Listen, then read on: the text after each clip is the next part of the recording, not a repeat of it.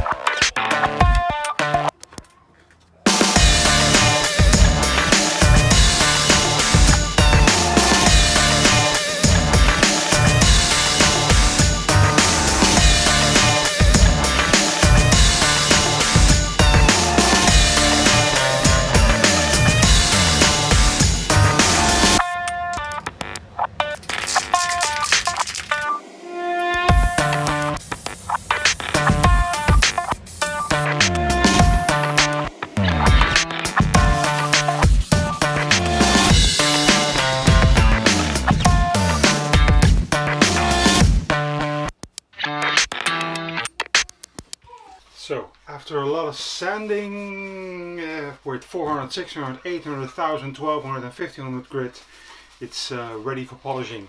And yes, I intentionally did this. It's going to be a relic. The guy wants it, or the owner wants it like it's been played for years. So we're also going to leave the neck bare, going to sand this smooth. But for now, polishing time.